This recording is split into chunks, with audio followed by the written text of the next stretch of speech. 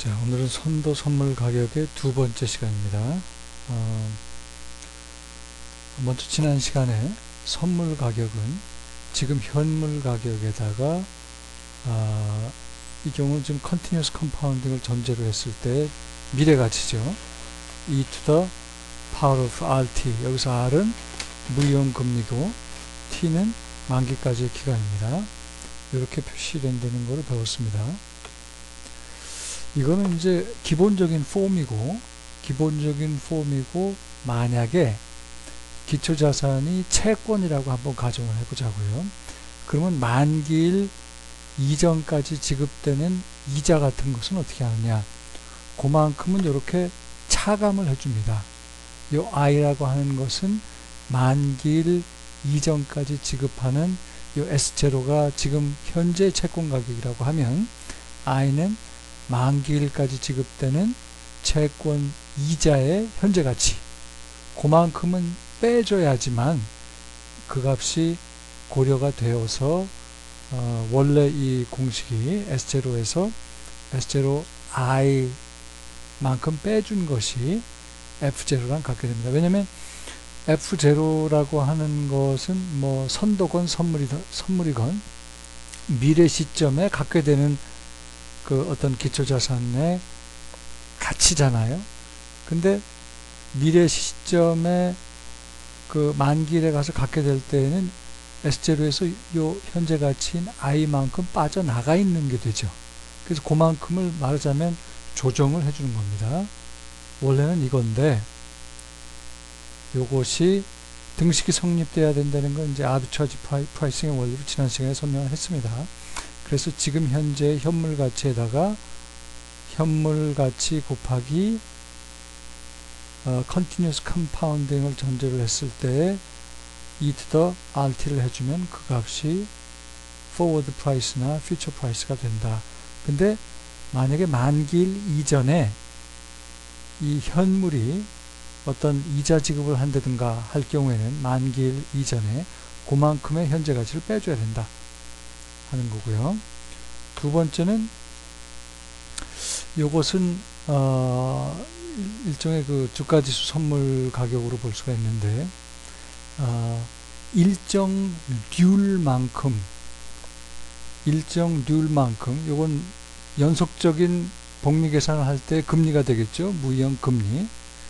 일정 듀얼만큼 만기일 이전에 빼가는 경우는 이런 식으로 차감을 해줍니다.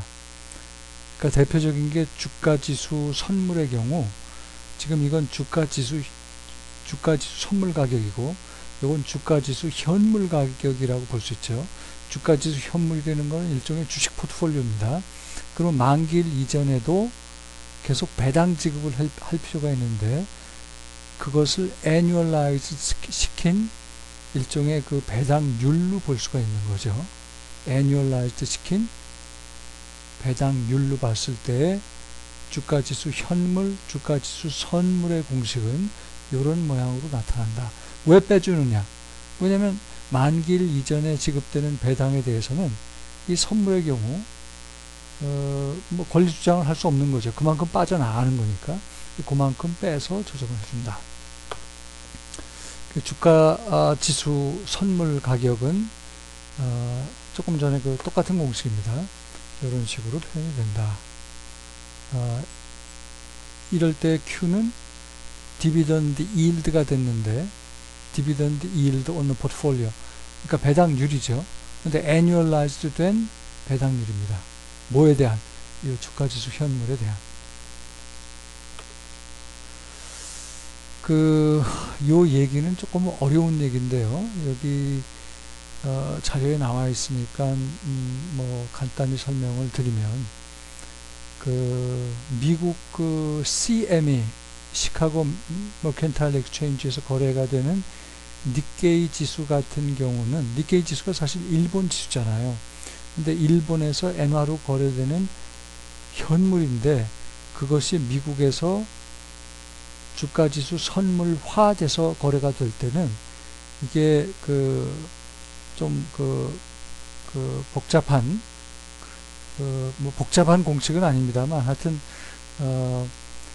엔화 포트폴리오 값인데 그 값 곱하기 5달러 해가지고 달러로 거래가 됩니다. 그러다 보니까 이런 경우에는 니케이 지수, 미국에서 거래가 달러화된 니케이 지수 선물 거래는, 미국에서 거래가 되는 달러화된 니케이 지수 선물 거래는 해당 사항이 없다. 한마디로 이렇게 이런 공식이 성립되려면 이 현물과 선물이 기본적으로 같은 통화 표시돼야지 가능합니다. 그러니까 우리나라의 코스피 200 주가지수 현물, 그 다음에 코스피 200 주가지수 선물 사이에는 이런 등식이 성립되지만 니케이 225 그 일본 엔화 현물 지수와 달러로 거래가 되는 달러 니케이 225 주가지수 선물 사이에는 이런 등식이 성립될 수가 없죠. 그러니까 그런 얘기를 조금 이렇게 복잡하게 설명했다라고 이해하시고 넘어가겠습니다. 중요한 거는요, 이 등식이 깨질 때 어떤 일이 일어나느냐. 이 등식이 항상 성립돼야지만 이 선물 가격과 주가지수 현물 가격 사이에는 이 등식이 항상 성립되어야지만 되는데, 이게 깨질 경우가 있습니다. 두 가지 경우가 있죠. 이런 식으로 깨지거나 이런 식으로 깨지는 경우가 있는데, 이런 식으로 깨질 경우는 상대적으로 고평가된 주가지수 선물을 팔고 상대적으로 저평가된 주가지수 현물을 삽니다. 아비트라저들이 이런 매매를 동시에 하면은 그 소위 말하는 아비트라지 프로핏을 만들어낼 수가 있어요. 이런 것을 프로그램 매수라고 합니다. 현물 기준으로 주가지수 현물을 산다는 얘기는 주식 포트폴리오를 말하자면 사는 거죠. 그리고 동시에 주가지수 선물을 파는 그런 매매를 통해서 이러한 등식이 아닌 상황에 아비트라지 오퍼추니티를 활용해서 아비트라지 프로핏을 내려는 그런 것이 지수 차익 거래죠. 그런 것이 지수 차익 거래고 영어로는 인덱스 아비트라지라고 얘기를 합니다. 요 경우 지수 차익 거래가 지금 이렇게 두 가지 경우가 있는데, 요 경우를 우리가 프로그램 매수라고 얘기를 하고, 반대로 현물 가격이 상대적으로 선물보다 고평가돼서 등식이 성립하지 않을 때는 이 주가지수 현물을 팔고, 상대적으로 고평가된 걸 항상 파는 거예요. 상대적으로 저평가된 주가지수 선물을 사는 매매를 동시에 하면서 아비트라지 프로핏을 내는 그런 매매를 할 수가 있는데, 이런 것을 프로그램 매도라고 하죠. 이런 것들은 통상 컴퓨터에 의해서 기계적으로 이루어집니다. 그래서 인덱스 아비트라지, 지수 차익 거래는 이런 상황에서, 두 가지 상황에서 일어나는데, 통상 선물을 사고 현물을 팔거나 현물을 팔고 선물을 사는 이런 사이멀테니어스 트레이딩이 일어나고, 통상 컴퓨터가 동원이 되고, 컴퓨터가 동원이 되기 때문에 이것을 프로그램 매매라고 합니다. 프로그램 매매가, 프로그램 매수가 있을 수 있고 프로그램 매도가 있을 수 있죠. 그런데 이제 그 미국 같은 경우에는 1987년 블랙 먼데이 때 이게 제대로 작동을 안 하죠. 그러니까 이런 상황이 지속적으로 연출이 됩니다.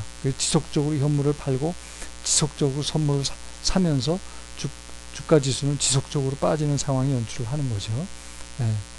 그거는 이제 글쎄요, 나중에 포트폴리오 보험이라는 것을 공부를 하면 왜 그런 상황이 일어났는지를 조금 더 자세히 이해할 수 있습니다만, 경우에 따라서는 인덱스 아비트라지와 그리고 블랙 먼데이 당시의 포트폴리오 보험이 시장 폭락의 주요 원인이 되기도 했다.